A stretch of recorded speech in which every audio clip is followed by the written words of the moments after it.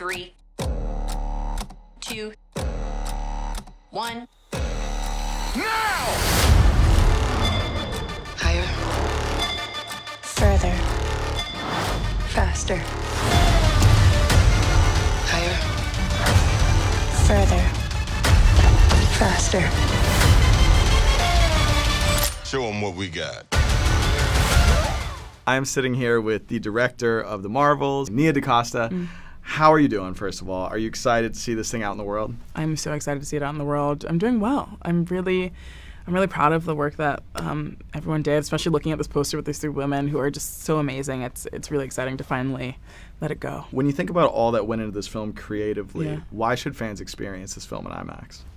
Oh, because it's huge. It's really big. And as someone who'd been such a fan of IMAX from when I was a kid, it was really great to create sequences for IMAX, especially the sequences that take place in space or the really dynamic sort of big sequences dealing with, like, you know, all these amazing locations and characters. It really is a large format visual experience.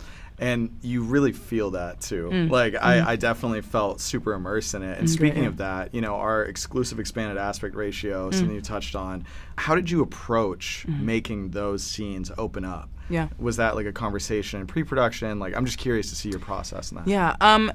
Basically, the way I shoot also is I really want it to feel, the world to feel big. And I really, you know, I love space. I love space films, and some of the footage that we use as reference for the movie was like IMAX NASA footage, because we wanted it to feel real and grounded, because space is awe-inspiring on its own without adding all these, you know, bells and whistles.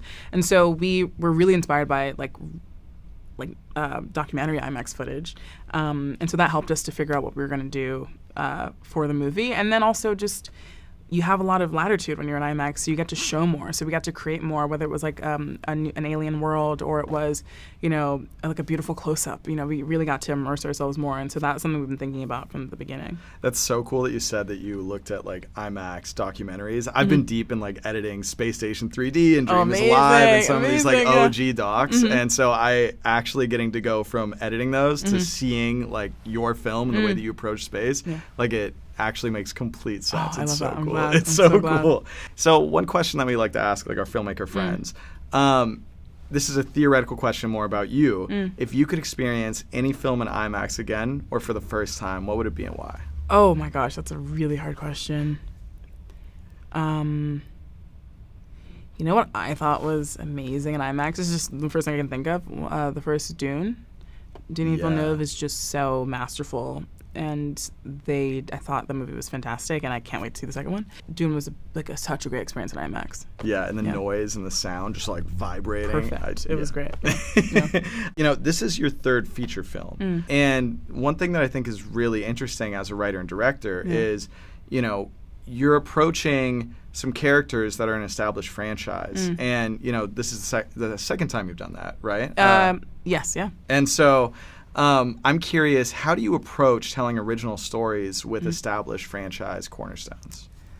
I think it's finding where I can be original. So for this one, like the story that they want to tell felt really daring and interesting, but it was pretty much set with what Marvel wanted to do. But for me, like bringing in like this emotional underpinning with the Khan family and with the three of their relationship was like really, really exciting. And that was sort of where I was like, okay, this is where I can put my stamp on the film. This is where, I mean, obviously I'm directing it, so it's everywhere. But just in terms of like what feels new and exciting about this, I think it's this relationship, the switching, and also having this Khan family actually at the center of like the film's beating heart. Which I feel like those are some of the best moments, like where I'm just like, Yeah. that you can tell the chemistry there for sure. It's amazing, and so I was so happy to inherit them. As a director, I'm just curious because, you know, I've done a lot of research on you and your background and the directors that you've gotten to work with. Yeah. If you could theoretically pick the brain of any director living or gone now, who would you pick and why? Just to like pick their brain. Ooh, oh my goodness. That's a tough question. I